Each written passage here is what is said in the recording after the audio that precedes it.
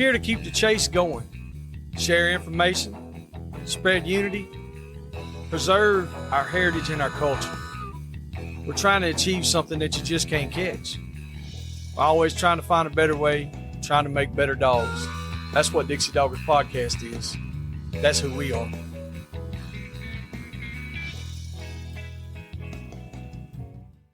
This episode is brought to you by Rankin Ranch 38 Cattle Company. Marc Rankin specializes in Brahma and Brahma Cross cattle in Oglethorpe County, Georgia. You can contact him at 407-832-2077. 407-832-2077. This episode is also brought to you by Phil Wilson of UC Hunting Properties. If you're buying or selling land, farms, or hunting property, these folks know land.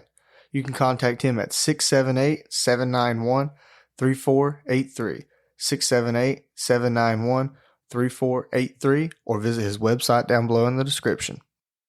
All right, everybody, here we go. One more time.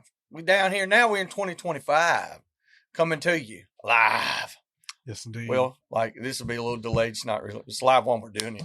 Live enough. So we have got the world famous, world infamous Uncle Pat with us tonight. We're doing our little segment here with him, and that little segment is turned into a bigger segment. And like he is our most coveted guest, and probably one of the most feared sex symbols that there is in the Southeast. So y'all got to watch him. Y'all tie him up, get him spayed or neutered when he's around. What's happening, Uncle Pat? It's not just a good idea, you know. Yeah. How we doing, brother? Doing good, man. Doing good. Boy, Christmas about wiped me out. Pretty I rough, huh? spent too much money. Hell yeah. Hard to buy feed, ain't it? Shit, yeah, I'm having to jack off the dog to feed the cat. Oh, Lord. That's what I'm talking about. Tough times in the neighborhood. Shit. Ooh. Well, what you got on the agenda for us tonight? What's been happening with you? Hey, man, it's been cold, a lot of rain. Mm-hmm.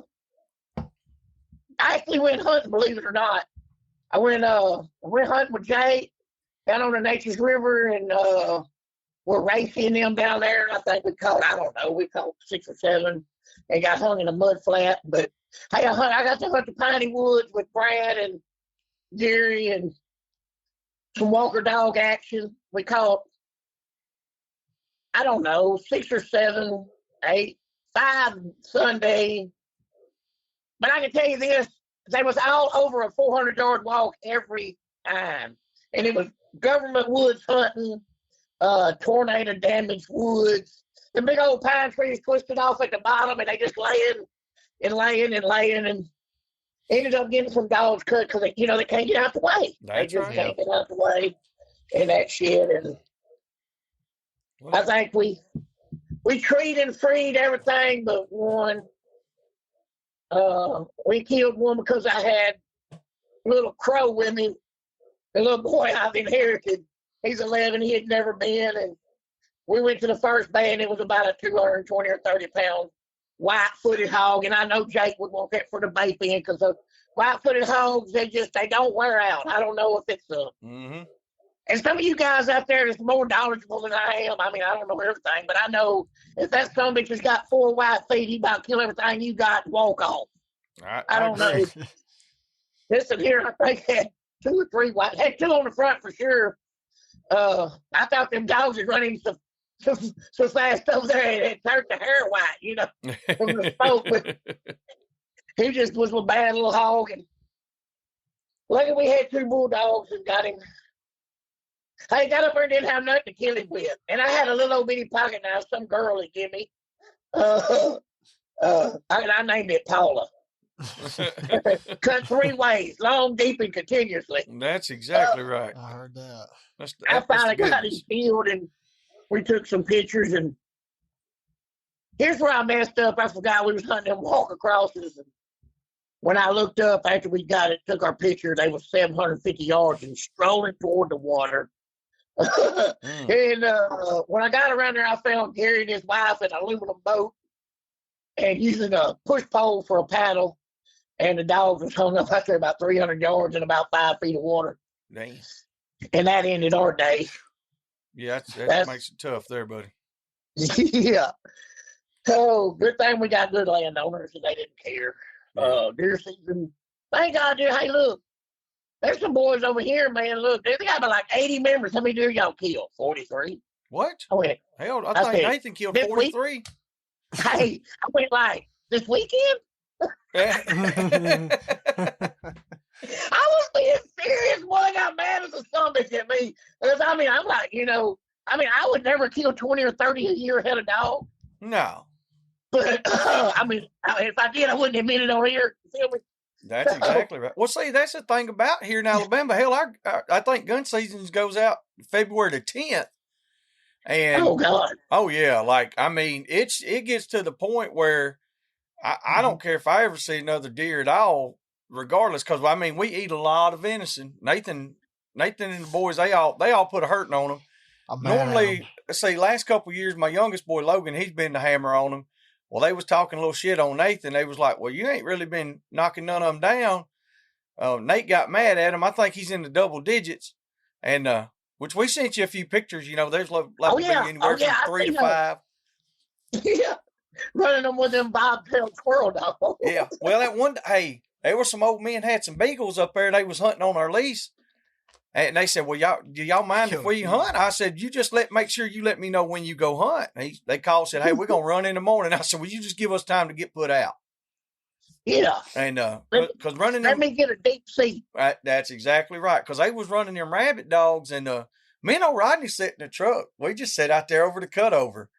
And them guys was running them rabbit dogs and, the deer moving ahead of them, but they're not running. They're just easing out the way. Yeah. I thought Nathan had a fully automatic AR-42 over there. And he had that that Ruger M77 bolt action smoking, son. I said, hell, he done spent $47 worth of ammo. A for effort. I can't say I hit every time, but I did hit. There was a bunch of them hit, though. Yeah. I was hitting eventually. Sometimes you just got to guide yourself. Get one said 80. You said 80 members and 43 deer. Yeah. Jeez. So I said, man, this is what really got them out there. I seen I offended them, so, I can't tell. Believe it or not, y'all, I'm a tad bit psychotic. I smell blood in the water, so I started to spin a circle like a shark.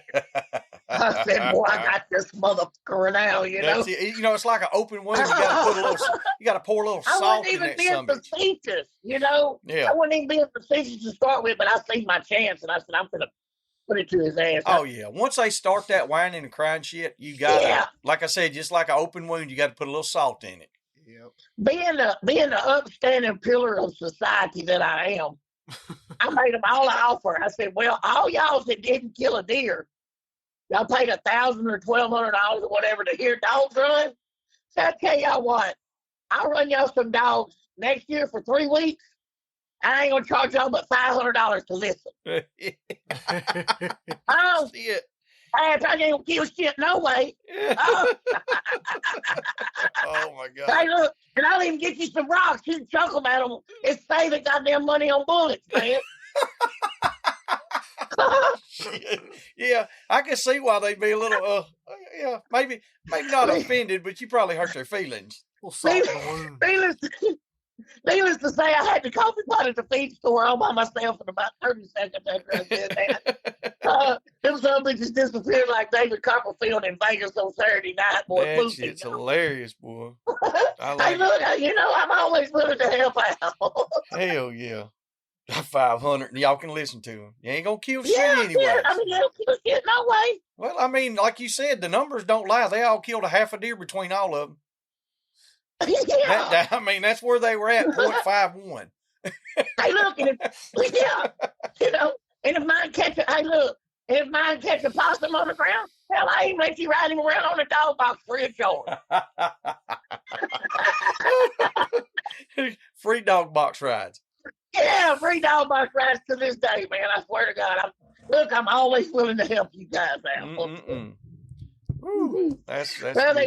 That's one of them leases where if anybody could kill a deer, hell, they got rid of them. But they still ain't killing shit. Yeah. They're cutting people's heads off trying to make themselves seem taller. Yeah. But they still just as short as they ever I was going to say, and they still got to get on a stump and still can't see. I built me a rifle though. Oh yeah. I built. I didn't build it. I got it done. I got a ambidextrous thumb hole bolt action little youth model Browning A bolt 2 or whatever 708, and that's a little thumb hole. If any of y'all need a rifle stock out there, look up. Oh, what's the name of that summit? It's called a spike camp. It's just a little drop-in laminated wood stock, $200. Hell yeah. Hey, retarded Democrat can put it on. Trying to think of the name of it. It's a common stock name. I can't think of it. For $200, man, you talking about make a little rifle feel good. Is it Boyd's? Boyd's, that's it. Boyd's. I got you. So if any of y'all busted y'all's rifle stock or whatever, hey, there's you look. Check out Boyd's, that spike camp. And of course, I got it in like psychedelic colors on accident because I have my glasses on. But that's another story for another day. I'm gonna put I got a great big scope on it now. Just checking the rifle to make sure everything's copacetic. But I bought a Sig Sauer Tango 1-6 with the horseshoe and dot, 30 millimeter tube. I think it was like $400 with the mount, with the mount and everything. Already squared up, and that's some close quarter action there, buddy. Yeah, well, you got that red dot, see, and yes, that circle will help you with your lead. But like me, I'm going to run it in, like I said before, running deer dogs, and I'm going to run it on 6. They said, well, why such a high price? Well, if I got him in the scope, he's in the crosshair. Yeah, that's it. Yeah, you're right. 100%. I don't have to kind of get him in the scope, then in the crosshair. If I see brown, I'm pulling trigger. You know what? I don't want to kill a son of a bitch, mate. For the most part, he's probably going to be in the blacktop. There you go. I want him to get the hell out of the road. But I want the dogs to catch him. I mean, that's why I'm here. If I wanted to go kill a deer, I'd take my Black Widow recurve, $2,000 piece of wood. Well, I must have been smoked up when I bought that. And I'd go to Illinois or somewhere, and I'd get one of them cornfields. I'd kill me another monster. I got 63 mounted. I mean, if I just wanted to kill a deer, that's why I wouldn't waste my time with these. But running dogs. Yeah. Running dogs. I don't give a damn. It's the running the dogs. I want to watch that dog work. I got cast dogs, but I still walk with them. I kill a lot on the jump, 30-30. And I got a 30-06 Winchester 1895 I use sometimes. Open sight. And, man, I love to see them eyes light up. And they get that, what a veterinary lady told me was called a happy tail. You know what I'm talking about? Oh, yeah. You start wagging that tail, and what I like is not that dog that finds it first, but it's still cold. He won't open on it, but he's working it. I like that dog over yonder that notice what that son of a bitch is doing and comes to check it. Now, that's the one that's smart. Yep. He's feeding off of that dog just like I am. Yep. And so what I do is I sit down on my butt, which we've talked about this before, and I'll look up through them woods, and them rubs is in a line. That deer don't travel like a drunk Indian. That's right. He travels in a straight line.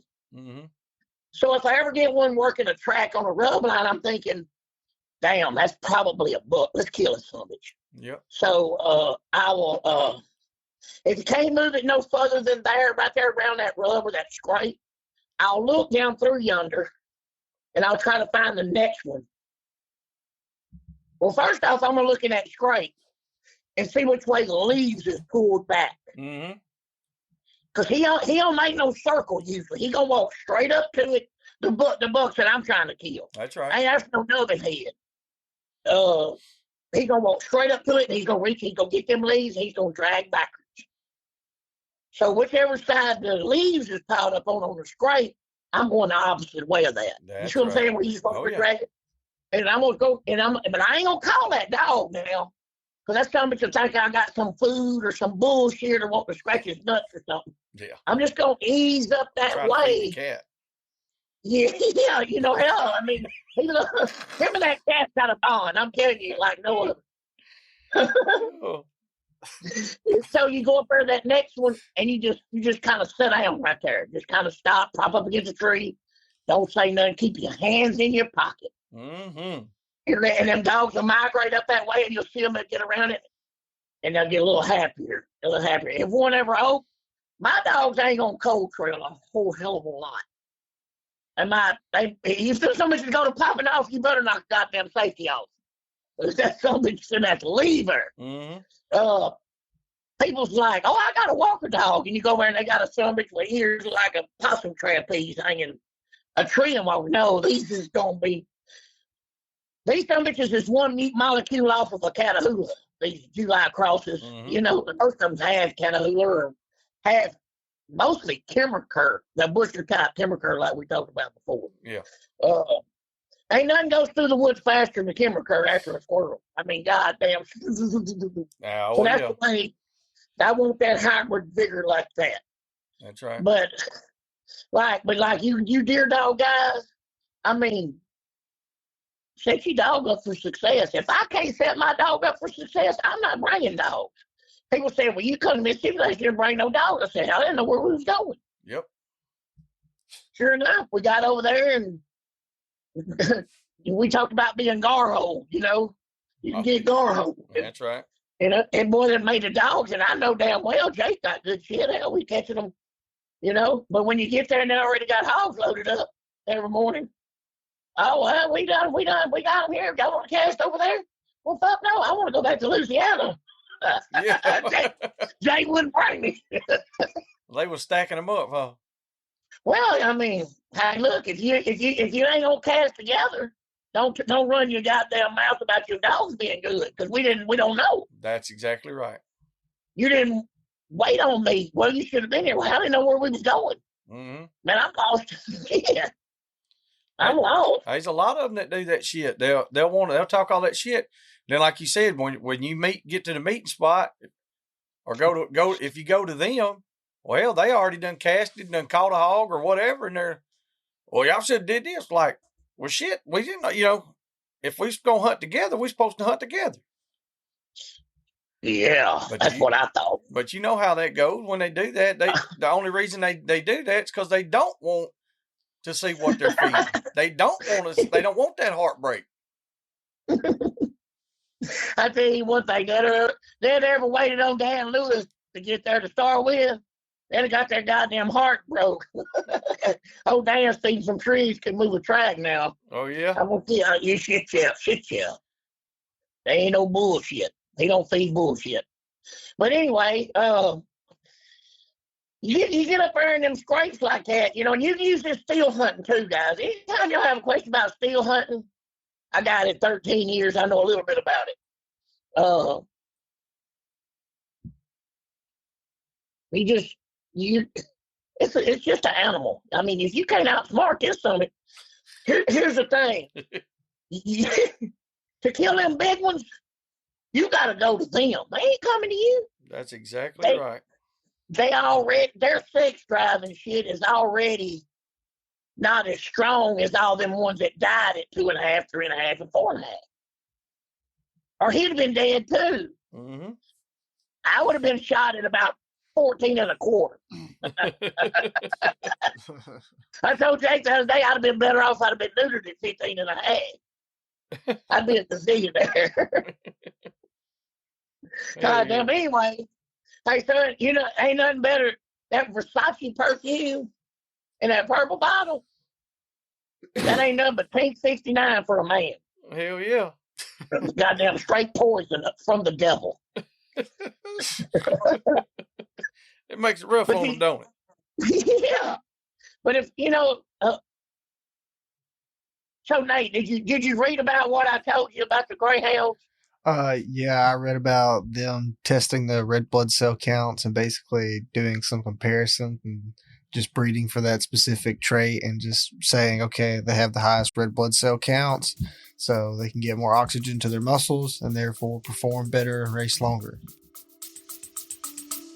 We'll be back after a quick break. And now, thanks to the sponsors and friends of Dixie Doggers. Animal Housing Solutions. Boars N Broads. Crockett Taxidermy. Hardcore Hog Dogs. Southern Cross Cut Gear. Ada Y Transport, 4L Kennels, the American Doghorn Museum, Unique Hound and Hunting Supply, hogbaying.com, Tuskers Magazine, Mud Creek Hog Dog Trials. That's right. So you guys out there running your mouth and you don't own a microscope, don't call me out. First off, I'm too lazy to get a dog in shape to go, so I'm not coming no way. But if I was, but if I was, you motherfucker, I got a microscope. I ain't worth the damn, so don't worry about it. Hey, y'all want to call me out? That's fine, but fuck you ain't coming. I ain't coming no way. Oh yeah. I got that guy. Look, now look. If something passes up, hey, I cause a 22 car pileup. I smell that Versace. I just throw that nose in there and just walk right out in oncoming traffic like a goddamn. Be cold trailing. Be trying to get them on the jump. Yeah, straight kicks, boy. But yeah, this is just some things I wanted to tell everybody. I mean, we've had a bunch of guests on and it's been good and everything, but I don't know if it's been informative. A lot of people wants to know more about their dogs and this, that, and the other. So I don't know everything, but I know this. And the greyhounds were bred to run and race, fast and speed. Everybody knows that today's time, where the hogs run, you got to have a fast son of a bitch. That is a fact. I mean, he can't. That son of a bitch has got to drift a track, jerk and snatch, swing from a vine if he's got to get it done consistently on today's hogs. So I kind of learned a lot of this from the bulldog world a long, long, long time ago. But reading that about the greyhounds and how they bred them, they didn't really breed for the red blood cells at first because they didn't understand it. But after so many generations, the greyhound now naturally has, as a breed, more red blood cell counts than other dogs. It's because they bred the fastest and the best, the fastest and the best, the fastest and the best. You know, it's simple evolution. Well, these goddamn hogs has done the same thing. You know, used to we cut and worked hogs and we could, but goes back to that ever-changing world we live in, revolves around us. Yep. The hogs had to evolve too because a lot of people killing them. And everything is stopped and paid. Of course, we talked about this every damn podcast. They killed them, and that only left the son that you could outrun a dog to breed. That's a fact. I'm sure there's hogs out there with a higher red blood cell count than other hogs. That's why some of the bitches is running further and faster, y'all. So my advice to y'all is to get your microscope and start learning how to count red blood cells. It ain't hard. If I can do it, anybody can. And you consider that's just one more thing to consider when you're breeding dogs. I mean, that's as informative as what Jake told me that time. He said, just let them do it. You can get me and back up. You know, let them do it. I'm sure he'll get it done without your assistance. Yeah, I mean that's the truth. But you know, like you're talking about the evolution of the hogs. There's a property, and I was talking about this a while back. We had a hog waller that's been there for 20 years in the same spot, you know, and it ain't really got a whole lot bigger. But it's continually used, and it's so you know it's the same hogs or the same line of hogs. And used to, man, we could go down there and bay a hog up. I mean, literally right on the side of the road, no problem. Rig him and bay him right there. Or if we struck him, it wouldn't be just a couple 100 yards. The first time we went more than 500 or 600 yards on a race, I was just beside myself. I was like, I don't know what's happening. My God Almighty, what have we done? Yeah, and now we go down there. We went, what was it, Saturday night when we went down there to Chestnut. We went down there and we struck them at 200 yards from us. Mm-hmm. And 2.5 miles later, they finally shook us down there where the big creek comes into the mouth of the river. Yeah.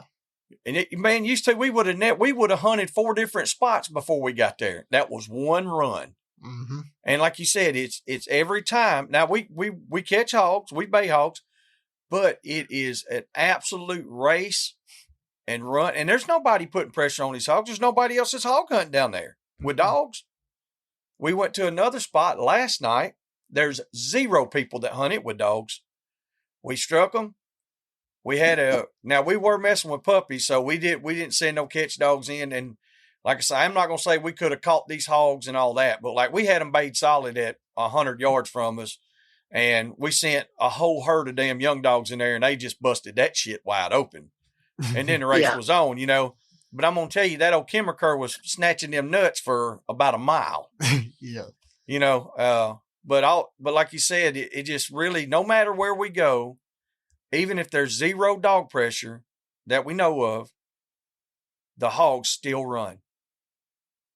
Used to, if there wasn't no dog pressure, or nobody had hunted that place with dogs, I mean, the hogs would take a bay, But now it's like all the hogs are running. Over the past 20 years, it has changed so much. Like you said, we killed all the ones that were stupid or slow. And now here we are, we got all the damn speed freaks out there. Yeah. We bred the greyhounds into the hog side of it. Mm-hmm. Basically, the hogs has been bred the same way as the greyhounds, the fastest survive, But, okay, so if you got a high red blood count, so we always talk about the red blood cells or hemoglobin delivering the oxygen to the organs and most whatever. Mm-hmm. But what we don't talk about, and if anybody ever raced cars, they got to understand that their exhaust is as important as their intake. Yes. So the red blood cell not only delivers the oxygen, it brings the carbon dioxide back to be expelled through the lungs. So this is just something for you guys to think about. So when you have a low red blood cell count, that's called anemia. Of course, a lot of y'all guys don't know all this shit already, but some of y'all don't. And that's why we talk about these things. And that's going to cause, anemic dog is going to get tired. He's going to get weak. He's going to have shortness of breath. Something else he's going to do. Some bitch is going to bleed to death on you if he gets cut. Yeah. Because his blood ain't thick enough to damn clot. Free bleeder, yeah. So, I mean, that's something you think about when you go to breed dogs is, this son bitch is a good dog, but is he going to pass on the main thing I need? Red blood cells. See where I'm going with that? I mean, it's just a large piece to a bigger puzzle, but it's just something for guys to toss around. No, it definitely is. And too much. So let's talk about thickening the blood up just for a minute. Yeah. As we talked about earlier, the salt intake gives everybody high blood pressure. We know that. But the same kind of thing to a dog. Yep. It'll thicken that blood up. Thus the term salty dog. That's a salty dog, a tough son of a bitch, or a mean son of a bitch. It's scientific fact. The salt changes your demeanor. If you got a dog that's not aggressive enough, start adding a little salt to his feed. I mean, look, you can't get crazy with it now. Don't just go there and pour a box of salt out and think it's a goddamn cow or something. I mean, you got to really know what to do with it. But so y'all can research this shit. I'm not giving you the recipe. I'm just planting the seed. Y'all can water the son if you want to. I don't give a shit. And it'll make that red blood cells. Of course, now he'll have higher blood pressure, but that will give him anxiety and ill temper. I mean, you might want to give your dog salt and take it from your old lady. You know what I'm saying? Exactly. You'd be better off with two atmospheres right there. You know, Yeah. his life would be better in the woods than the house. That's right. Uh, Hell yeah. but if that blood's thicker when he gets wounded, of course, where I learned all this from, that's 100% chance this son is going to get wounded. That's right. And he needed an 100%. ill temper to do what they was doing. I ain't say we because I ain't Chinese, but no, that's right. They had to be able to do all that because that's what they were doing. yeah, and I was fortunate enough. I talked about this I think before. I got to read Don Mayfield's diary and bits and pieces and this, that, and the other, and that's where I first learned about the salt was from him. Mm-hmm. And they say he was the best conditioner ever, but the few times he was beat in South Louisiana. Yeah. By some other people that I had the pleasure of being on their yard quite a bit. So and there's that's something right there that I noticed though, Pat, is there's a lot of these young guys and a lot of, I ain't gonna say young guys, but just a lot of hunters in general, whether they're young or old, the guys that run hog dogs especially, they want to know about the history of the game dogs, and they're fascinated with it because I mean it's something of the past now. As far as I know some stuff still goes on in other countries and all that, but as far as here, it's truly a thing of the past for the most part. And, so anytime that you have any kind of information or knowledge that you can pass on or just good stories, I've had 2 or 3 guys ask me about some of them, and I'm like, well, I said, I'll see what we can do to talk about some stories or the history of matches and stuff like that. So that might be something we need to look into doing too. I got to go to Louisiana and see if I can I got one in the 70s. Mm-hmm. And see if he'll talk a little bit. Boy, if you could. Man, they just don't talk. I know. It's tough. That's just like we said earlier, everybody wants to make the podium, first, second, third, champion, reserve champion, runner up, whatever. But nobody wants to make the practices. Do I know all about the salt and the blood and all that? Damn right I do. But I'm planting the seeds. This is the way I was done. You'll just retain it better if you read it and learn it yourself. I can tell you all day long, but you ain't gonna remember shit about it. Mm-hmm. You're gonna have to get in the trenches and you're gonna have to put your hands on it. Look it up for yourself. It's true. I promise you, I ain't. Everybody told Pat talks a lot of shit. Okay. There's a reason why I'm on here and they not. That's right. That's all I'm gonna say. It's because of my sparkling personality. But now, when they're dealing with this kind of stuff here, like you're throwing out there for them to pay attention to the blood and stuff like that.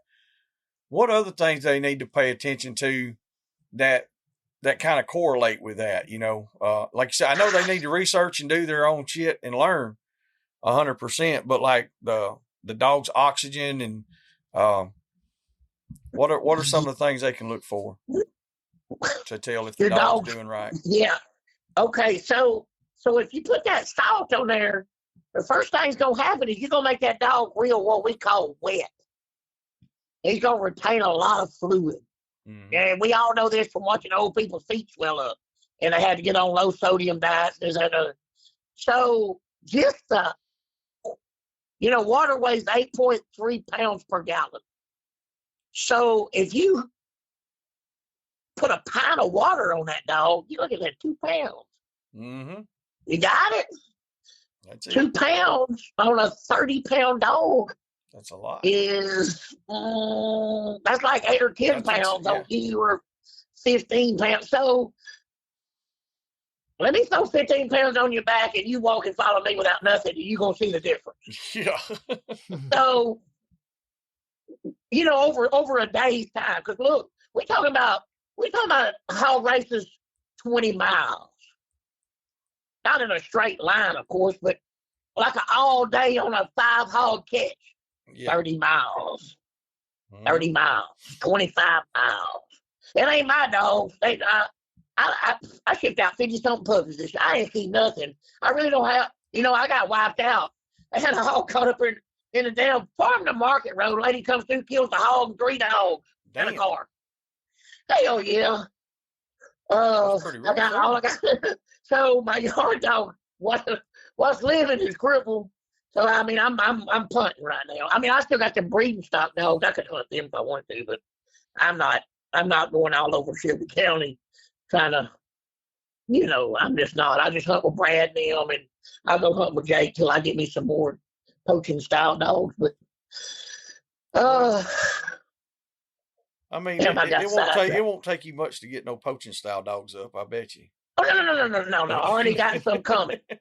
I got yeah. They coming and they ready to start. I got a Catahoula, one of them jet black bitches with a little bit of brown on his feet and this, that, and other. And it's a female, believe it or not. Really? I wonder why I did that. Yeah, boy. I'm gonna make puppies for that thing and probably give it away or something. But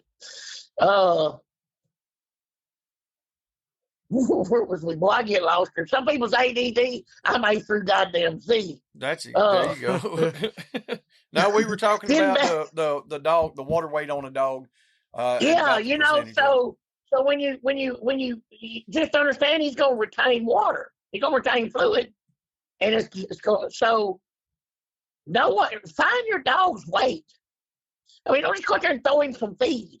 If you're going to do that, just at least do it every day at 5 o'clock or every day at 4 o'clock or every day at 8 o'clock to keep his metabolism right. You know why I ain't never have a dog shit in my box? Because I fed him correctly for the week beforehand. That's why I don't have a bulldog on top of my Ranger with dog shit as far as, you know what I'm talking about. You throw behind them guys before they goddamn shit. And I feed a decent feed. I don't feed a great feed because the damn dogs will get too strong. I have to hunt too long. I'm going to still a little bit lazy. Ain't nothing changed. But there you go. I think I feed High Point. It's $30 a bag, little black bag. And it's kind of a greasy little feed, and they do good on it. That's the main thing. But you feed that? No, I said that's the main thing is if they do good on it. Yeah. It don't matter what you feed. If your dog's doing good and doing what it's supposed to do, that's the main thing. Oh yeah, because see, I got some. I go through there half a scoop, whole scoop. One dog gets 2 scoops. Yeah. And I don't know if he just does, and so know your dog and know his weight, and that way when you go off somewhere. I'm back working in an oil field, believe it or not. Yeah. I went back to work and I had a conversation with a guy from Mississippi. He's a pretty good dog man. He raises his own shit. He stays to himself. He's kind of quiet guy. Me and him's not a lot alike. He's got an 80-acre fox pen for his own use. And he's got a couple of pigs in there and some gray fox and stuff. And he runs his puppies in it. Yeah. But he said something I could totally agree with. He said, now your old buddy that died, we're talking about Joe Broadway. O'Brim. He knew him well too. And he said that son bitch would take a mediocre, just a good solid dog, and before long he'd be placing him in them hunts. Well, why couldn't the guy before that place him? Because he wasn't a dog man on jail for us. That's why. First through 10th place ain't on that snap end, guys. It's on that loop end. That's right. And the more you realize that you don't know shit about a dog, the more you gonna learn. Because you can't learn if you already know. These people say they don't need nothing in life. Well, guess what God's gonna give them? Nothing. I don't need nobody. Guess what? They still single. Look at them on Facebook for as you can see. Yes. Message me. He said. He said, hey, you kind of cute. I said, shit, you sort of fat. Want to go out? Shit, I ain't half-ass nothing, girl. That's what I'm talking about. Give them hell, baby. Holy. Do it to it. Since you sort of fat, want to go eat? Look, you look like you like it. Hell yeah. Well, I mean, at least somebody good at their trade anyway, at their craft. I've used that line a bunch of times. It's pretty much worked like I wanted it to. It evicted them. That's right. I figured if she's still 40 and that fine and single, she probably likes drugs better than me. And I can't afford us both. So there you go. It's a one-man band there, ain't it, baby? Hey, you know something's up. Something's up. If she ain't fat and happy at 40. Oh yeah. Oh boy, she got more drugs. Yeah, something going on. Yeah, don't add that to your life. Hey, did you? Oh, yeah, there's something definitely going on with that. I've been in that situation before, and like you said, I get a message or something, and I'm married, got kids, been married for years. And I just I entertain it. I'll go in there and tell my old lady, I was like, hey, look at this shit. And like you said, there is something wrong with them for real. They're 40 to 50 years old, and you're like, daggum, they don't look that old or nothing. And they got a lot of stuff going on in life. And I mean a lot of shit going on that I don't want no part of. One of them told me, she said, well, hell, you single too. At the time I was, She just said there must be something wrong with you. I said, no, there's a lot of shit wrong with me. I know what's wrong with me. Yeah. I mean, and I know it, and I just don't care. I got a lot of dogs, and, and that's just what I do. Mm-hmm. It'll always be second. There you go. So I mean, like, Ed Bourne said it best. It's not something we do. It's who we are. It's who we are. And I can't change now, no. And there's a lot of folks, and I know these kind of guys that they've once say they were younger and ran dogs all the time, then they got married and had a kid or two, and then hell, they sold out and then they got out of it, and hell, it didn't last long. They got back into it, and then they just kept getting more and more and more, and then by the in the next 10 years, they've got a yard full of dogs and more than ever, and they love it more than ever. It's like you said, it's who they are. And then you got those guys that they jumped into it wide open. They started running dogs. They got 50 head of dogs right off the bat, blah, blah, blah. Then they got rid of them, and they ain't never done it again. Hey, I'll tell you a story. Did I tell y'all the other day? Have I told y'all since we went to the stockyard? No. That's why I was fixing to ask you what kind of good shit you got to tell us. Let me tell you what. My old buddy come up from around D Ritter down yonder. He had to load up something or another, about a 40-foot trailer load of these some L4 cross heifers, whatever. And they was having a special Brahmer stocker sale in Carthage. I said, well, hell, I'm already in Carthage. I just meet you over around lunch at Sailmore. We got the grab asses talking about them dogs, and they run a big old Brahmer bull in there, and he's a cow buyer. That's what he does for a living. We was looking at 4 Charolais bulls, right? Well, so that auctioneer, he talked to me, and I'm showing him pictures of these damn hogs and these dogs baying, and he's watching. I said, you sure I ain't that boy? That's what I do for a living. Okay. When the auctioneer stopped and the Brahmer bull, that boy, the big nice Charolais, come in there and he run him up there about $3,000 and bought him. I says, I just don't believe you bought that for $3,000. What do you mean? I says, it's too damn cheap. By that time, the auctioneer saying, all right, let's take this Charolais bull in, $27.95, blah, blah, blah. He done bought that goddamn Brahmer. Shit. Oh, Lord mercy. Well, that auctioneer, I mean, this is what, we know everybody. Yeah. And he could see me laughing, and he'll have a look on his face. Auctioneer just stopped and said, did you not want that Brahmer? He said, well, you stopped. He said, yeah, but I had a little discrepancy on something. Well, we thought he had sold it and started on the Charolais. And the Brahmer is left. So we got us a Brahmer bull.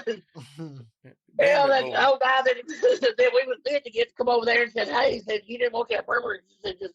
He said, I'd still like to have it. But once again, just pick the ticket up on it. He said, I don't think that's wrong.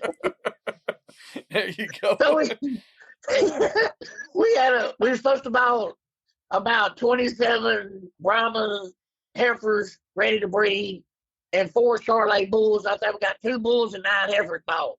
I told him, we got to quit looking at dogs, man. Yeah, you got to get back to the damn, get back to the sale. You got to get serious with that shit. Hey, one more good man on this phone, and we gonna buy a billy goat. You know what I'm saying? Yeah, listen, I ain't been to a stock sale. Well, the last time I went to a stock sale, I think we bought damn goats. Went with Uncle Edgar and them, and I told my when I first got married to Kelly, we'd been together a few years, and Uncle Edgar, he was still plowing with a mule. And had a damn tractor. Yeah, I had a tractor up there in the shed. I said, does that son bitch run? He said, yeah. I said, what's wrong? He said, oh, son. He said, you just get lazy using that. I said, shit, call me lazy. Anyway, one of the kids was up there, and they wanted a little goat. I said, no, we are not getting any goats. And I fucked around and walked off. And that was the end of that shit. Uncle Edgar showed me who was the boss. We get out there and we got a damn yard full of goats. I said, oh my God. Hell yeah. I said, which I mean, hell, I was like, okay, whatever. And then I come home one day and there was a horse trailer in the yard. I said, whose horse trailer? Kelly said, that's Uncle Edgar's. He left it here. He had to do something. So I called him. He said, yeah. He said, I'll come back and get it tomorrow. I said, you filled it up with goats? No, I had horses this time. I said, what? I said, I don't have a ranch. He said, you working on it? Said, yeah, we get you there. Yeah. I said, shit, fire, Uncle Edgar. And then next thing you know, I had a bunch of McLean hatch birds out here. And then I had some damn Kelso sweater crosses. I said, oh my God, here I am raising damn birds over there. I said, I don't need to be messing with all this shit. That's the last thing I needed to do. But saying all that about the stockyard, me and him was talking about them one-hit wonders, and you know how when all these guys they first start out, and you were guilty of it, and I've been guilty of it myself a long time ago. Mm-hmm. About man, I don't want to run hogs, I want to catch them, I want rough dog.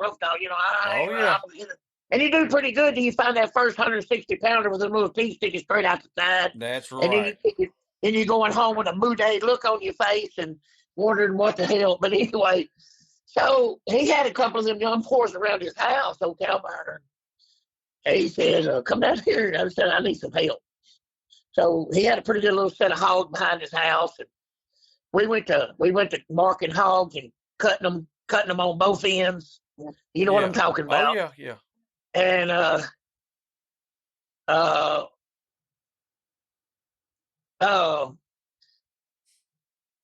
so anyway,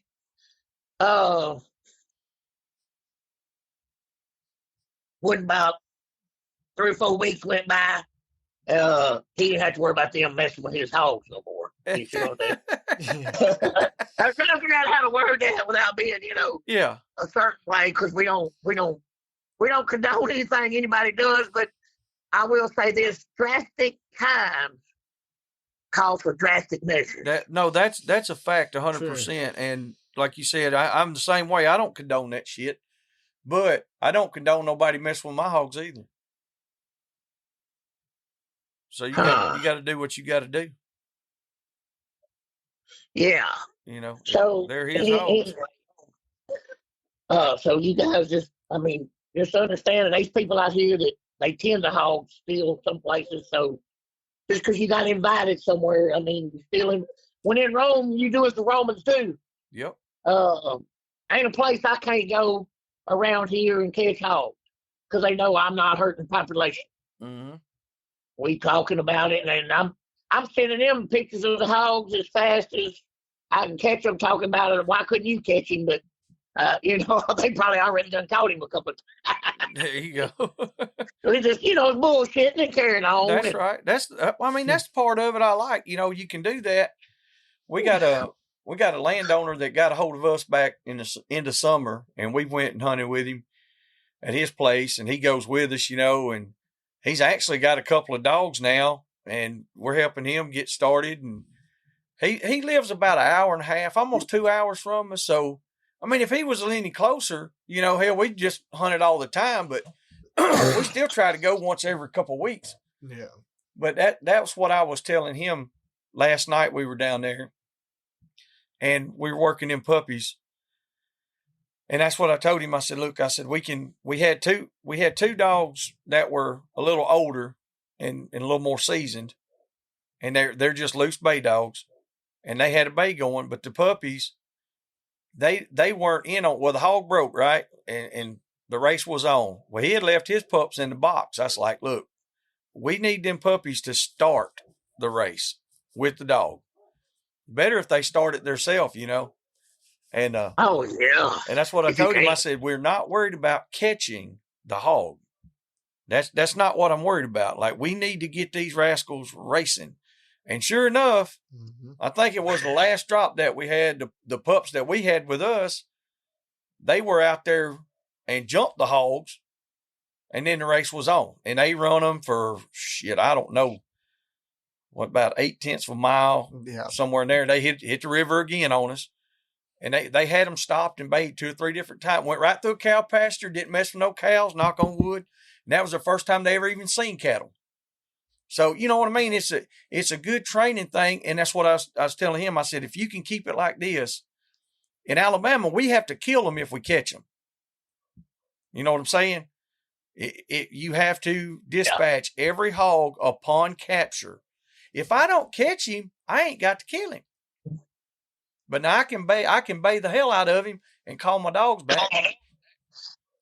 You know what I mean? Yeah. Nathan goes down there and holler at M&M, say, hey, get your ass back up there to the truck. He'll go on up there and mind his business, or he'll roll out and find another one. Like I said, they can change the laws. The dogs is good enough to do it, so that ain't affecting me. It's okay with me.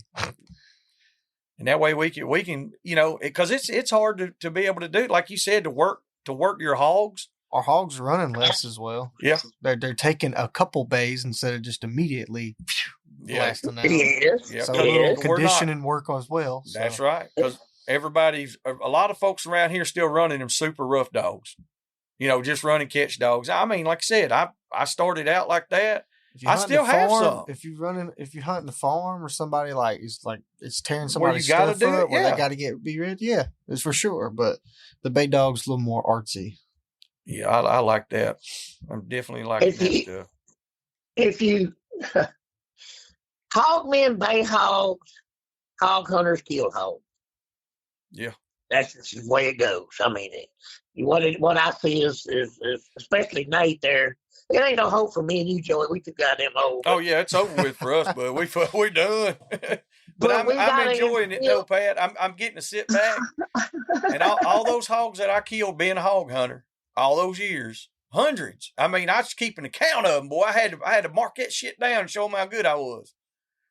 But now I can sit back and watch my son and the next generation say, look, we've got these big boar hogs that's 300 pounds with good teeth on them, and we know which ones are which, and hell, we got them named. Okay. So last week or whatever, we jumped something. I don't know. I figured it was a hog because them boys got good dogs. It'd been my dogs. It'd probably been a deer or something. But boy, they lit out. They made a little old loop. You know how they get hoggy on that GPS, about 2 circles. Oh yeah. They'll bay for a split second and left fair singing the blues on that summit. Well, we had another bay, so it took a minute to get over to them, and they were about 3 miles, and somewhere where they did not need to be. Mm-hmm. I ain't gonna say that they wasn't supposed to be. I'm just saying they didn't need to be there. Yeah. And I told old boy, I said, God damn, I said, how many dogs in there? He was a shit. 1, 2. Well, the neighbor over here, and I didn't really know them. The boys, the local boys who knew, they was already over there hunting kind of close. I ain't gonna say they was where they didn't need to be either, but I mean, they didn't, their dogs probably didn't need to be there either, but we was running about a 300, whatever, big fat son of a bitch and bar hog. And they done seen it cross the road. They didn't dump on us. Which I wouldn't give a shit if they did, and now they know that. Yeah. And the other boys that don't care either. But they had the hog caught when we got there. And my buddy told him, he said, since y'all use y'all's bulldog, I ain't going to charge you for this one.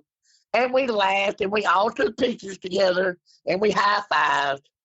And needless to say, treat and freed. Yeah.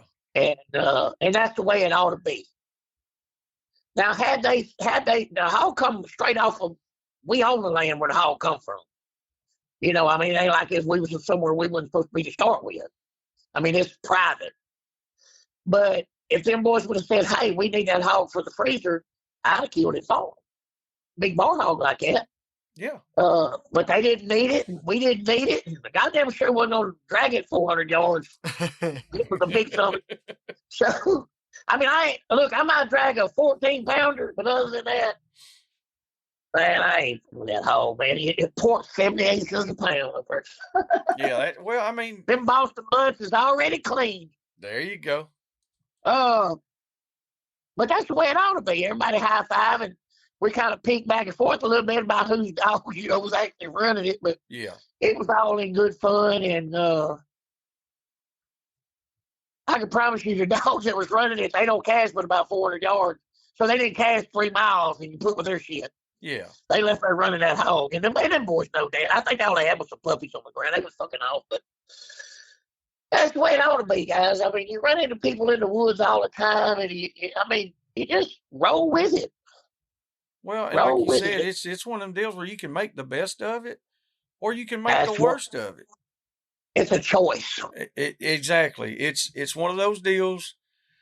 Like I said, we've done the same thing. We've run into, man, I pulled up and had people hunting on my spot, and I'm like, who is this? You know, and then get out, talk with them.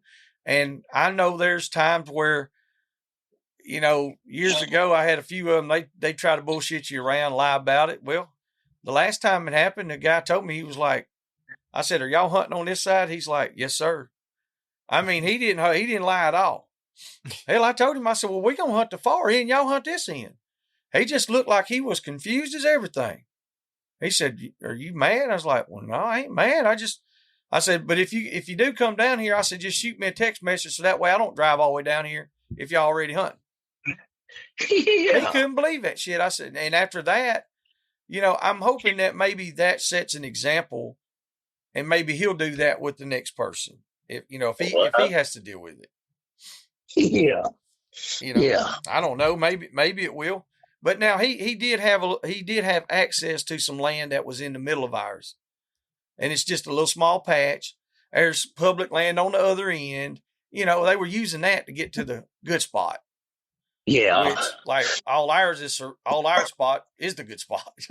You know, so he thought some of it. He was like, well, I didn't even know that was on y'all. I was like, yeah. He's like, well, man, he said, we run the hell out of it. He said, but they only go a couple times a year. I said, hell, get after it. It ain't hurting us. It's hogs. And they tree and free a bunch of them down there too. You know, when you're in Rome, you do as the Romans do, you won't ever have no trouble. That's right. You just gotta be versatile. I mean, look here. It's something I had to deal with. How we have zero control over what people does and how they treat us and how they talk to us. Yeah.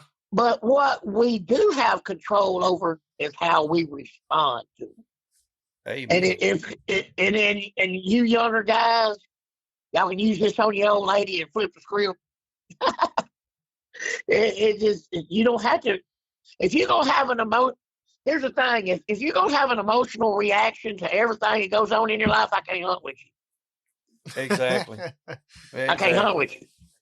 If you're gonna get emotional about if your dog treats a skunk and you're gonna freak out, because guess what's 100% chance is you're gonna see mine, you finna be a freaky son of a bitch, because mine ain't no telling what they like to do. Yes, anything, like I said, anything that eat shit and fuck his mama, that's you right. can't put no faith in that, man. You don't have to do anything. So, look, and the less emotion you have, the better off you're gonna be.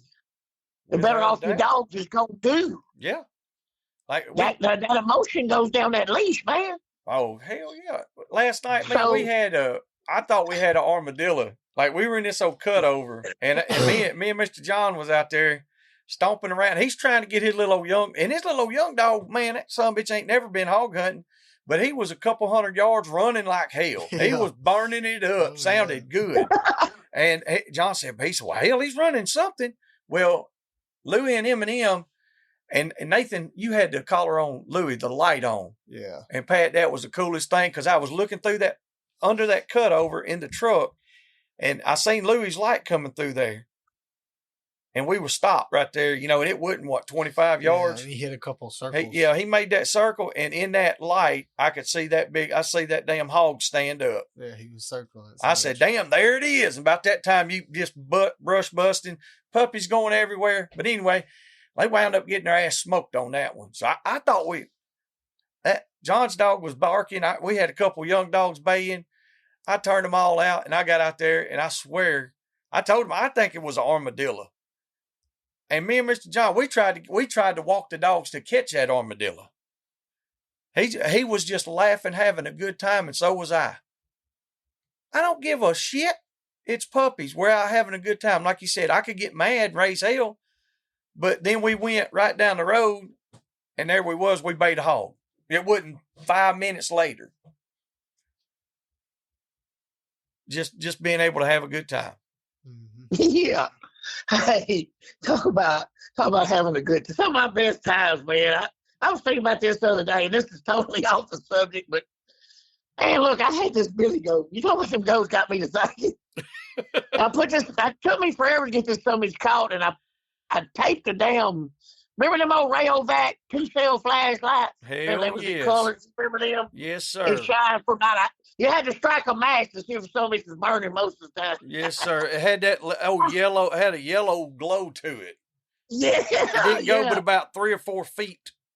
But it was enough to do what I wanted to do. I duct taped one of them between that. It took me forever. I trapped that son. Boy, you talking about a bad bastard billy goat. And my own old Cassie Southern black man. And I taped the son of a bitch and Cadillac, and I put him in my dog box. And what you doing?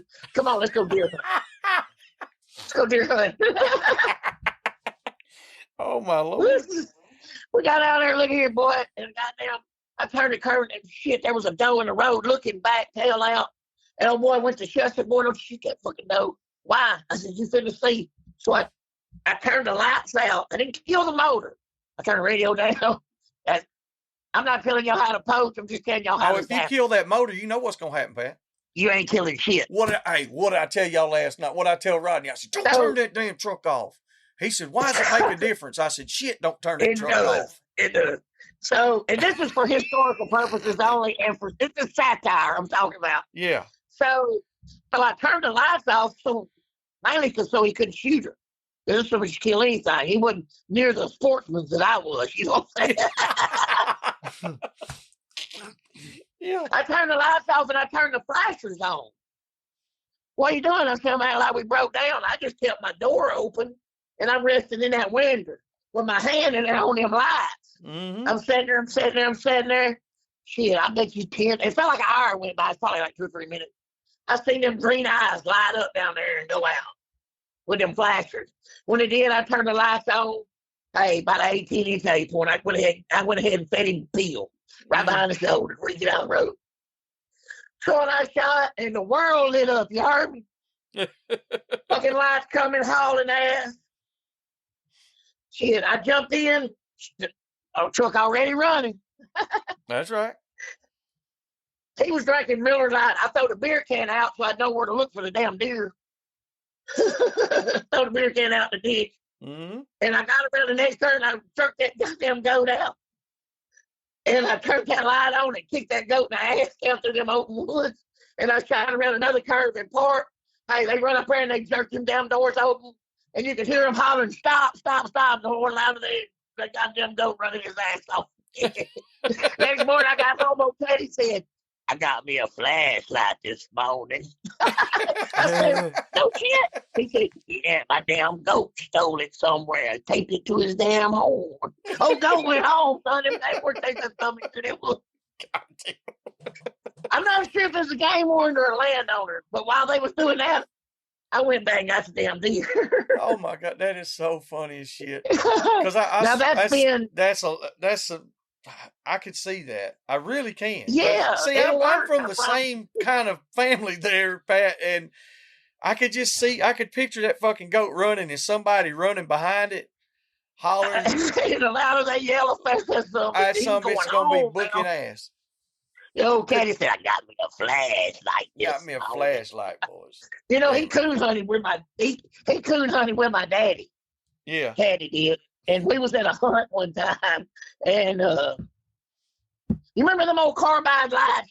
Had the two nuts on the top when I was a kid in the 70s. You old enough remember that? Oh yeah. And them wheat lights, them hot lights, first come out had the big old battery on. I got about 20 of them in there. Now, had a plug-in light and a headlight for your head on it. Mm-hmm. Yeah. Boy, they was giving my daddy a fit with his big old carbide light. And old Caddy said, I bet Mr. Learn fine smoke coons tonight with that old light than y'all do with that newfangled light. And they said, how the fuck you figure that, Caddy? He said, because Mr. Lewin owns a goddamn coon dog. Now that made a lot of sense. Yeah, it does. Oh. He brought a goddamn coon dog. Hell yeah. Yeah, you're going to see more when you own a coon dog. Not that sleek tree and shit thing. They was gonna look up a lot, but they wasn't gonna find shit. See where he was going with that. Yeah. They didn't really catch on. I'm dying laughing. I was about 12 or 13. Damn, that's funny. Going on the coon dog. Hey, a lot of them old black men that had zero education, but they had a head full of goddamn sense. Oh yeah. They got all the horse sense in the world.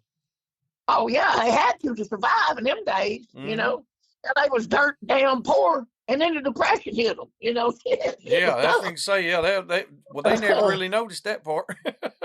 No, they never did. They said we cooked on a 55-gallon drum with a dirt floor. Then the depression hit us. Yeah. Yeah.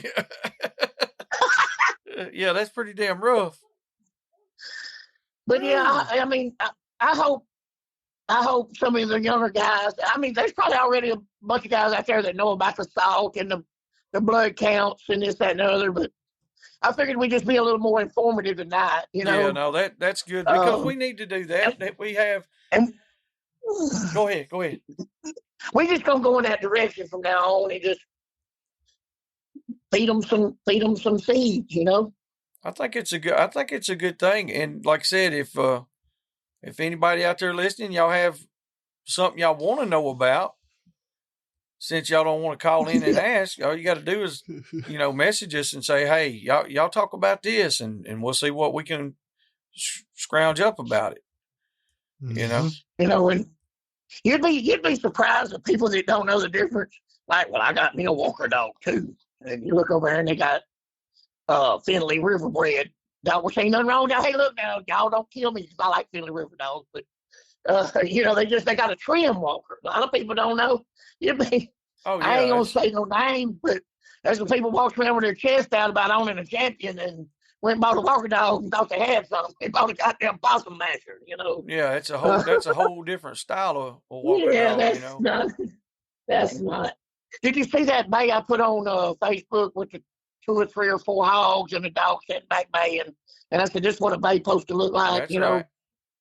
Those dogs are what I would be considered bred the best. They're not mine. No, my dogs ain't near that good. The mama to them come from me. But Dustin Reeves down there, everybody knows him. Is around here. He's a top-notch dog man, but they are 25% July. I got you. I know for a fact. But you see how good they baying? Oh yeah. But going back to being a hog man and take care, you see them hogs just looking and rooting. That's right. He probably went up there and threw them some corn. Somebody did. And they went to eating while the dogs was baying them. There's a reason them boys catch hogs every time they go. That's right. That's because they tend to the hogs as good as they tend to the dogs. And that's a forgotten thing. Hog man. Yeah, Ed Barnes said something about that a month or two ago. Yes. And there was a lot of bullshit. Of course, people's talking something totally different. And it's like that's not even what Ed was talking about. Right. They're not talking about somebody who's got 2 hogs in the pen, to knock in the head for Christmas.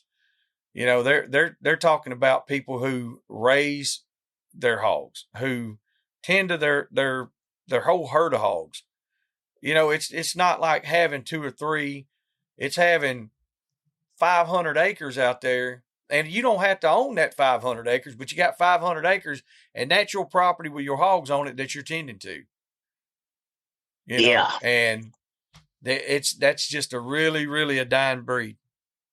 You don't have to kill them to get them out of the hay meadows. No, just dog them a little bit. I mean, if you're dogging them and they still coming every night, get you some 22. Like a man said at the hog bay to somebody the other day, you need to get 22 bullets and start over. Yeah. Boy, they got bad as hell, but he was telling the truth, and I think he thought he was helping them. He was being a little facetious, but I find it funny the way it went down. But I'll tell you about it later. But, all right. if you dogging them so much as every day and they still rooting in the hay meadow, them dogs ain't doing it. You ain't feeding the right unit. They not running them. They not quite running them far enough. No, that's 100%, and you can definitely do that. There's no doubt about that. You can move them over. It's called herding. Yep. That's something else we can talk about right quick. We got time? Yeah, we're good. Let's see where we're at. I just wrote. No, I know we're good on it. We're on like an hour 15. Oh, okay. I don't want people to get bored, but here's the deal. Specific bred dogs for specific things like the greyhound for the racing. It's about a 100% chance that a full-blood registered Catahoula will never win in a bay pen, and it's because of the herding. Mm-hmm. He's a herding dog, and it's one hog against one dog in the baby, or one dog against two dogs. Yeah. He's gonna loop. He's gonna loop. That's why they call it the Catahoula loop. He's gonna loop. He's gonna loop. And when he loops the wrong way, it's over for you. 1/10 of a point from first to last. Yeah. If he loops the wrong, and he's gonna loop the wrong way before the bay off. These, I think Randy put on there, Goose made 46 minutes perfect. I don't doubt that. I mean, what the fuck? Is that shocking? I mean, Randy, why are you still telling nobody gives a shit? We already know he's about the baddest son of a bitch it is.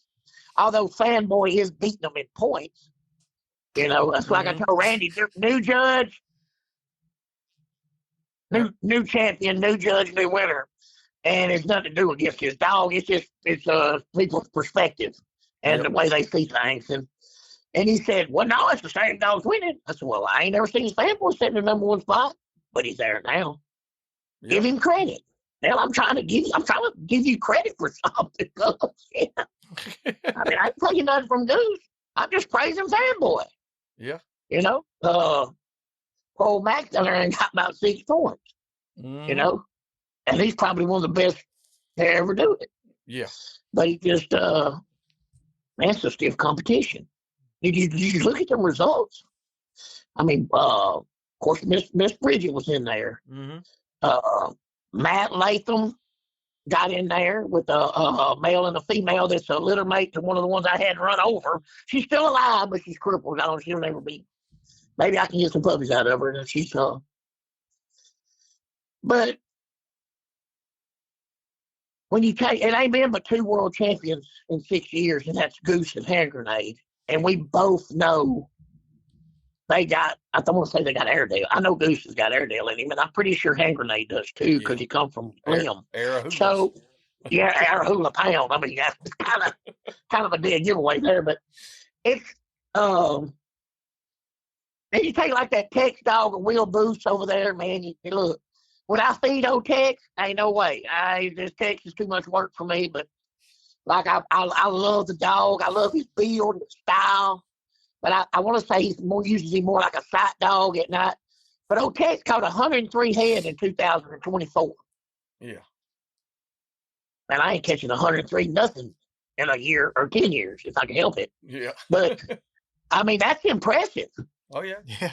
But he's bred specific for a specific thing. Yes, sir. Can he go catch 103 everywhere? No.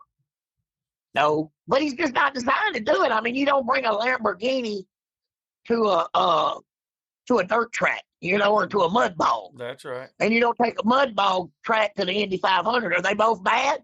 Damn right. Well, they both got 2,000 horsepower? You bet. But it's 2 different applications. Yes, sir. Are they both automobile? 100%. Just like my Walker dogs in Texas, they all dogs. Goose is a dog. Hand grenade's a dog. But they for different applications. So it's going to be really, really hard for a NALC dog to win because he's got that herding skill in him. It's just that way. I mean, ain't nothing I can do about it. I can't help these guys had enough sense to breathe something in them to make them stand there and not loop. Yeah. Some bitches coming to win, man. Like mine running in the cow pen. They said, well, he cut across and got it. I said, I don't give a damn if he swung from a goddamn muscadine vine and got it, as long as he got it. Yeah, that's what's the end result, He just can't do it continuously over and over again. But, I mean, when he gets it, I want him to keep it for a while. Yes. But until something uses the same vine against him, then I want him to get them back. Tit for tat. That's right. That's just so you guys, y'all got these dogs, and look at your geographical location. Breed for that. You don't have no trouble. No, Will you get it right? Probably not. Not perfect. I haven't been breeding dogs, but I've been letting them do it for quite a while. I don't know. I had 100-something kennel. I mean, I'm pretty sure I've bred over 1,000. I'm still looking, still trying, and still looking. Just when I think I get it right, I go with somebody with a goddamn hog dog. I have to start over. Yeah, that's right there. That's what breaks your heart.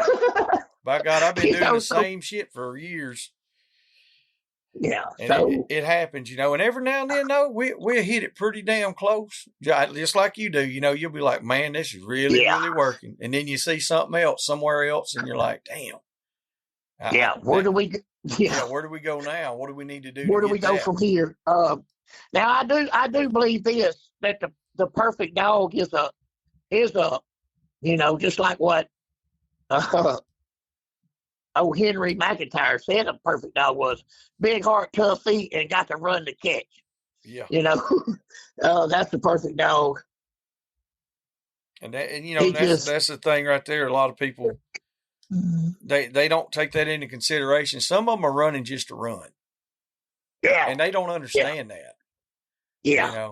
They push it. They're pushing it.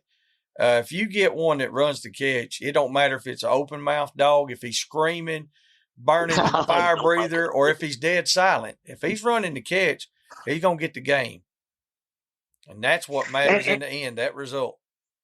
And okay, so to break down what old man Henry said, he's been dead for years. My daddy hunted with him a long time. I don't remember it. But then my daddy, anyway, I heard daddy talk about it a lot.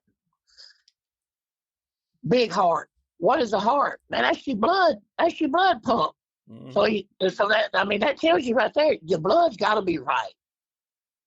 It's got to be right. Your hemoglobin's has got to be right. You got to have ample amount, but it can be too much. It can get too thick on you, and also cause high blood pressure. But it's got to bring the oxygen around, take the carbon dioxide back.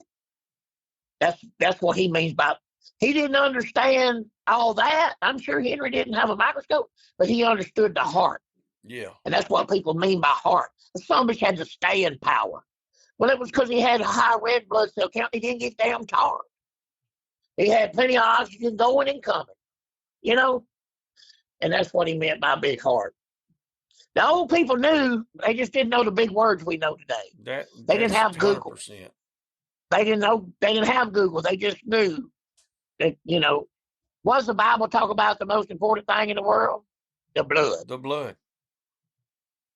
It's biblical, y'all. Mm-hmm. That's why there's one man in the Bible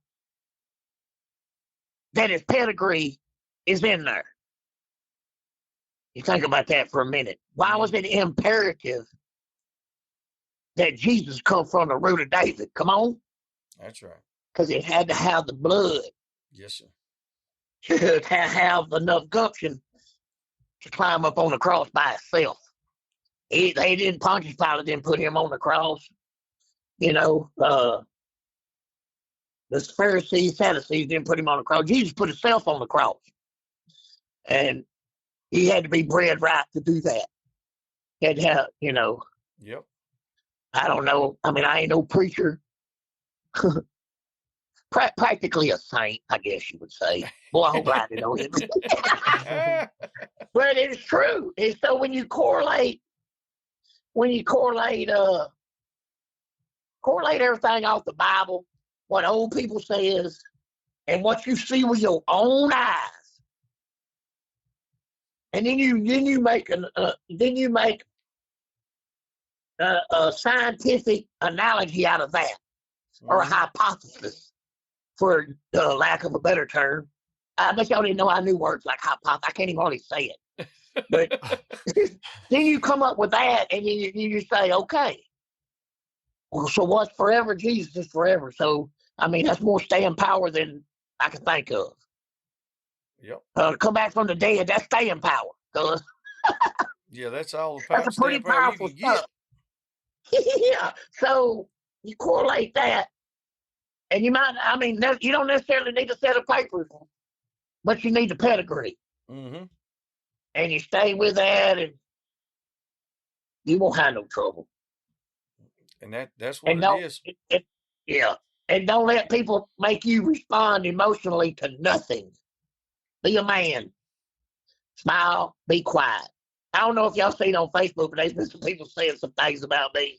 I don't even know because I got them blocked. But they pretty disgruntled for some reason. I don't know why. I got a good idea why. But I think so. You probably got a pretty damn good. I don't even know why, but I got a good idea why myself. Yeah. So, some people just can't stand to see you happy. No, and that's a fact. True. That's a 10,000 million% fact. They can't stand to see somebody happy. Some people can't stand somebody being successful or climbing the ladder. No, just some people can't handle it.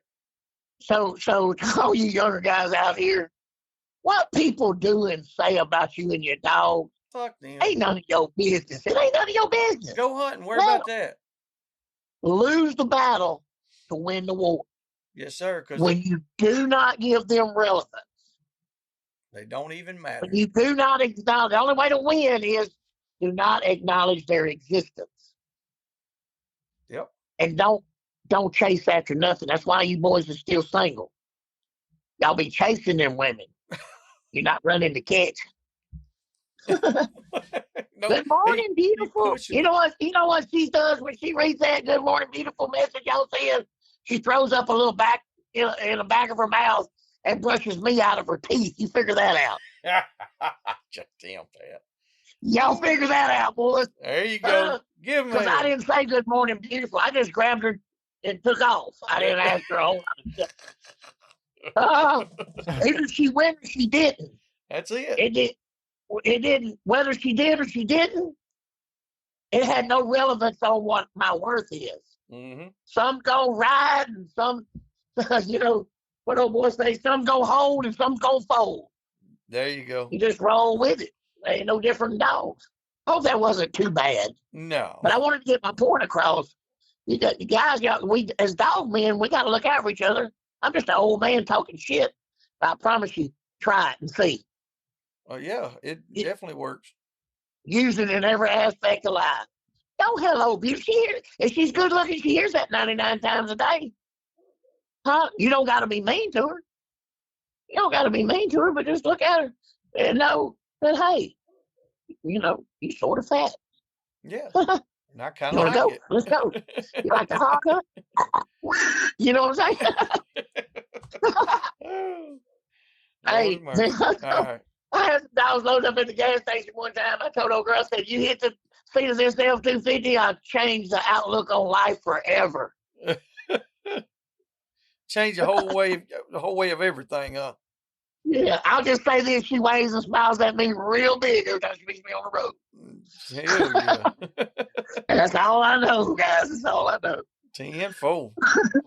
Well, we got if that's if these folks can listen and interpret that and apply that in their everyday deal, whether it's hunting or just in life in general, I think they'll get. I think it'll definitely work out for them. And there's a lot of you guys out there seasoned as we are. Y'all already know all this shit. Y'all be like, well, they ain't telling me shit. Yeah. Well, we ain't talking. Well, you know what I say to that? You know what I say to that? No shit. Yeah, exactly. You ought to know by now, you old son of a bitch. That's right. Exactly. Like, goddamn, you fucking 70-year-old, you ought to know it. Goddamn. Ain't no doubt. So, well, anything else you want to throw out there to these youngins? No, other than hell, message me if y'all want to elaborate any further. I mean, I don't know what I had to offer. I mean, not a lot, but it'll take me to the next recording to try to think of something else to talk about that might help. Mm-hmm. I mean, you can't we could get into like heterozygous chromosome. I bet, man, you know what? Shit, I'd rather talk about the girl at the gas station. There you go. But see, that's the way you incorporate. But you'll incorporate that same shit into the girl at the gas station. That's why we love you. Right. I use the same cerebral capacity to breed them dogs as I did to load her in that truck. Mm-hmm. I ran the catch, you know. That's it. Well, figure us out something good to talk about on the next one, and see if you can't get us some good stories lined up, which we know you always got. I have some good stories. Yeah, because we got the Uncle Earl's coming up, and we got the Uncle Earl's hog hunt on February 18th, something like that. Flyers is all over Facebook, hogbear.com. Hey, and you ain't got to catch 100 hogs to win. Big 3, Big 5, side pots on biggest male, female, and bar. Yep. They paying 3 holes on that. So, I mean, it's something for everybody, and he's got a box full of buckles ordered. String racing Uncle Earl's this year. Yeah. My little dog show lady's putting on a string race. No woods class and no NALC class at Earl's this year because there's not 8 days in a week. It's that simple. Well, I mean, it just takes a lot of time. Oh, yeah. 535 runs, guys, at Downsville, Louisiana in a January bay during the rain. Damn. So, that's a lot of runs. We appreciate everybody that supports it. I really do. I didn't go. I was at work. Yeah, that's what we had to do too. We didn't get to make it. Yeah, it's funny though. You got to have that. As an old baby said, that electrical bill comes every month. Yeah. So you got to tend to that first, and then everything else is secondary. But just phenomenal, the numbers and the way everything's growing. And we just need to keep sticking together like we're doing and just come closer and closer together. And don't hate, guys. Don't hate. Create. Appreciate. Amen. Appreciate. There you go. Do I know everything? I know it takes a big dog to weigh 100 pounds, and he eats a lot. You're better off with a 40-pounder. I agree. I second that. That's my review on the 130-pound wolfhound we have. Yeah. Yeah.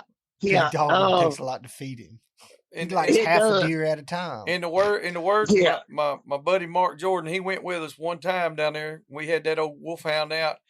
He said that son of a bitch ain't never seen a hog in his life. He said he ran 80 miles an hour for 2 miles, shit whipped a couple of shoats. He said had one in his mouth, caught another one, and then ran by the pig in reverse and handled that son of a bitch too.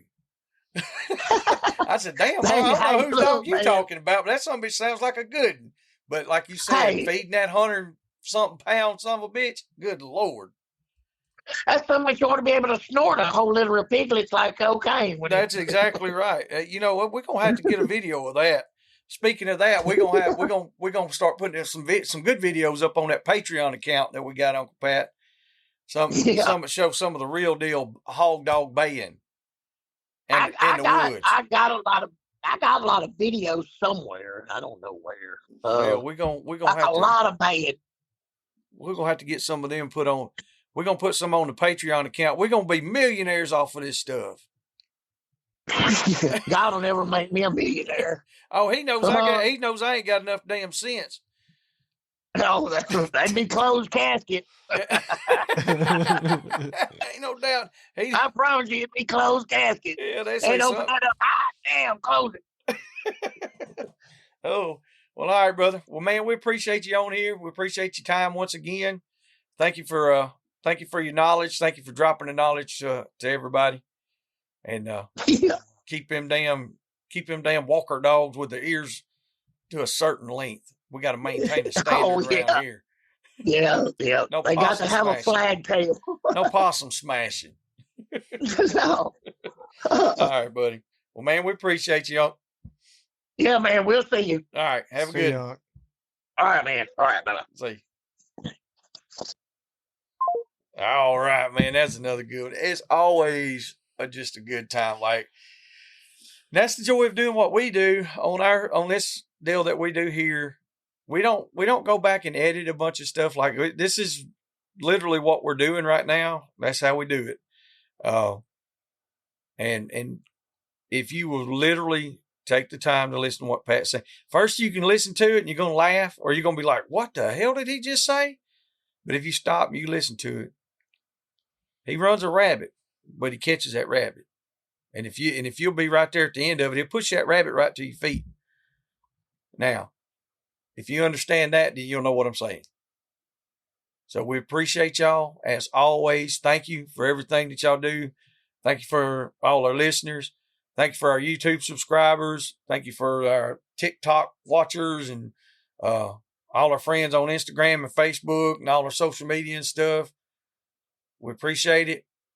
Y'all keep on going, keep on rolling, and we're going to keep on doing the same thing. And if we can help y'all with anything, y'all let us know. If y'all want to go hunting with us, you got to let us know. You got to holler at us. But you better get in line because there's a lot of people been wanting to go hunting with us. I'm telling you, man. It's like a steam engine. We just rolling, chugga, chugga, chugga. So remember, eat your vegetables, feed your dogs, run your dogs. Till next time, we out. Thank you. Hope y'all enjoyed that episode. Stay tuned for our new episodes every Monday and Wednesday. For questions, advertising, or just to chat, email DixieDoggers01@gmail.com.